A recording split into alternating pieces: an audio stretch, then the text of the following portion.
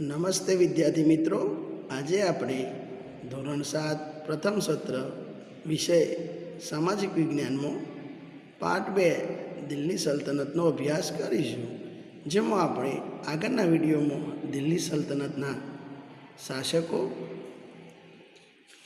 વંશો અને આ શાસકોએ ભારત દેશમાં જે બાંધકામો કરેલા છે એનો અભ્યાસ કર્યો હતો। હવે આજે આપણે વિજયનગર સામ્રાજ્યની વાત કરીશું। તો વિજયનગર સામ્રાજ્યની સ્થાપના કોણે કરી હતી અને વિજયનગર સામ્રાજ્યને શ્રેષ્ઠ કયા કયા રાજાઓએ બનાવી હતી એની વિસ્તૃત માહિતી મેળવીએ।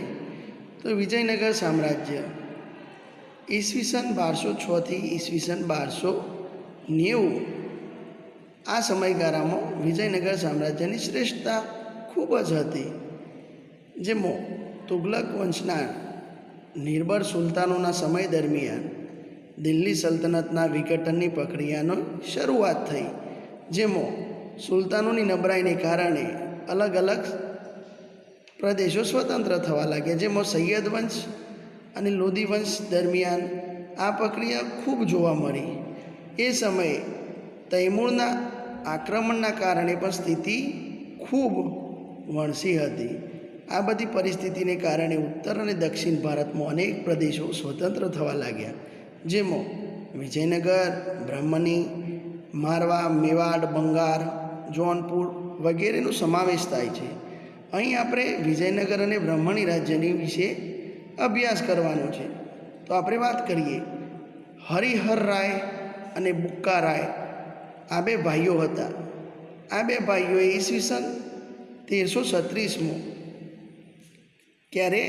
ઈસવીસન 1336માં તુંગભદ્રા નદીને કિનારે વિજયનગર સામ્રાજ્યની શરૂઆત કરી અથવા વિજયનગર સામ્રાજ્યનો પાયો નાખ્યો। શરૂઆતમાં આ નગર તેમના ગુરુ સ્વામી વિદ્યારણ્યના નામ પરથી વિદ્યાનગર તરીકે ઓળખાવ્યું હતું, પરંતુ પાછળથી તેમના સમ્રાટોની લશ્કરી સફળતાને કારણે તે વિજયનગર તરીકે ઓળખાણ પામ્યું। તો હરિહર રાય અને બુક્કા રાય એ સંગમ વંશના રાજા હતા।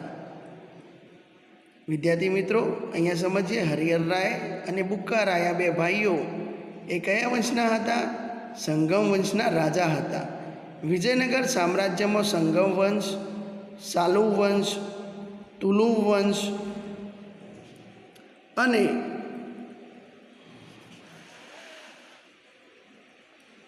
અરવિંદુ વંશે શાસન કર્યું હતું।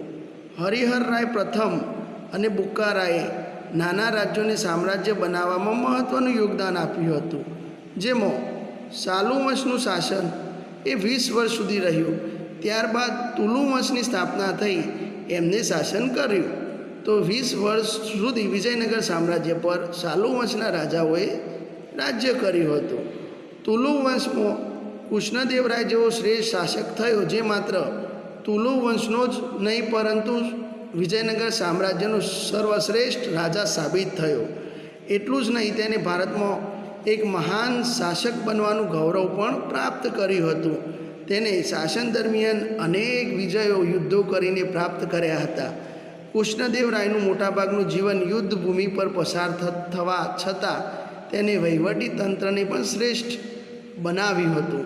તેને રાજ્યમાં તળાવોનું બાંધકામ કરાવ્યું હતું, નહેરો ખોદાવી ખેતીવાડીને પણ શ્રેષ્ઠ બનાવ્યું હતું।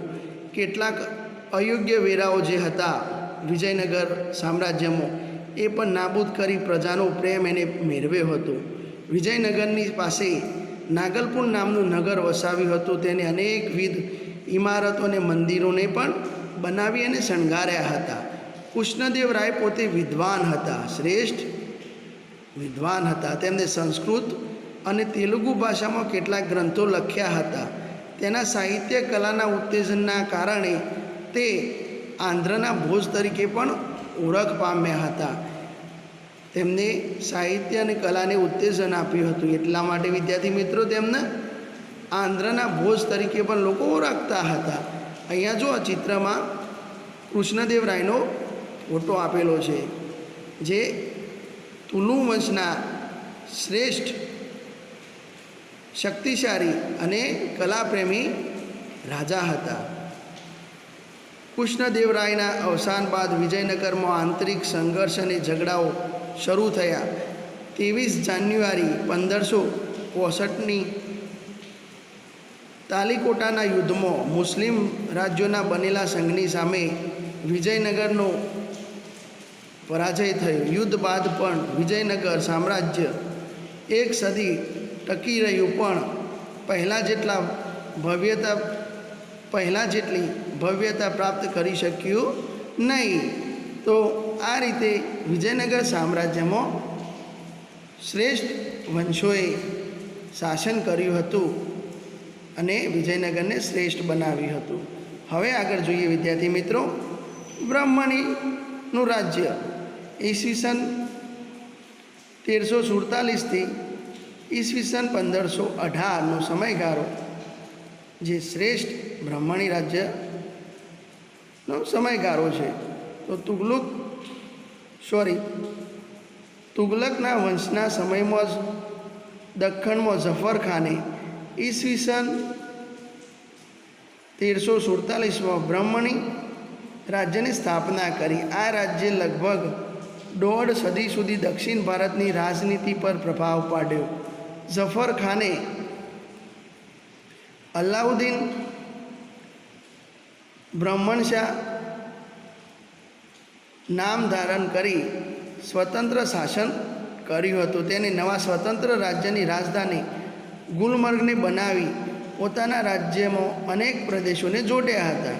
બ્રહ્મણી સામ્રાજ્યમાં અહમદ શાહ અને મહમ્મદ શાહ ત્રીજાનું શાસન પણ શ્રેષ્ઠ છે.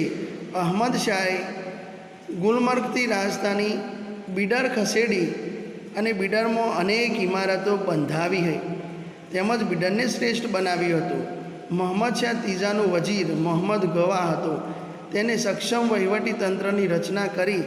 મોહમ્મદ શાહ ત્રીજાના સમયમાં બ્રહ્મણી સત્તા મજબૂત બની હતી, પરંતુ ત્યારબાદ મોહમ્મદ શાહ બ્રહ્મણી બીજાના સમયમાં રાજ્યની તમામ સત્તા તેના વજીર કાસિમ બદીરના હાથમાં આવી અને તેના સમયમાં જ બ્રહ્મણી સામ્રાજ્યનો અંત આવ્યો.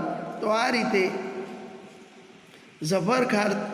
રાજા ઝફરખાનથી લઈ જે અહમદ શાહ હતો ત્યાં સુધી બ્રહ્મણી રાજ્યની શ્રેષ્ઠતા જોવા મળે છે. ત્યારબાદ મોહમ્મદ શાહ બ્રહ્મણી બીજાના સમયમાં બ્રહ્મણી રાજ્યની પતન થતું જોવા મળે છે.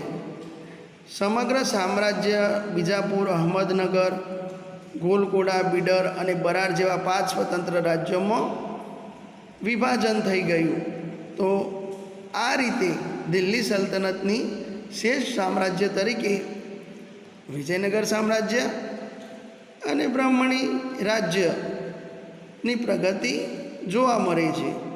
હવે જોઈએ છેલ્લે દિલ્હી સલ્તનત શાસનનો અંત.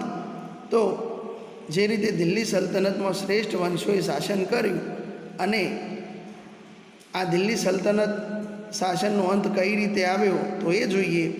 દિલ્હી સલ્તનત શાસનની સ્થાપના ઈસવીસન 1206માં કુતબુદ્દીન ઐબક દ્વારા થઈ હતી અને 320 વર્ષ પછી ઈસવીસન 1526માં ઇબ્રાહિમ લોદીના શાસનમાં આ દિલ્હી સલ્તનતનો અંત સાથે એનો અસ્ત થયો. આ લગભગ 350 વર્ષ દરમિયાન યોગ્ય, શક્તિશાળી અને કેટલીક વાર નિર્બળ સુલતાનો પણ ગાદીએ આવ્યા હતા. દિલ્હીના આ મુસ્લિમ મહારાજ્યે અનેક તડકી છાંયડી જોઈ અને ઉદય તેનો અસ્ત, એ ન્યાય તેનું પતન થયું.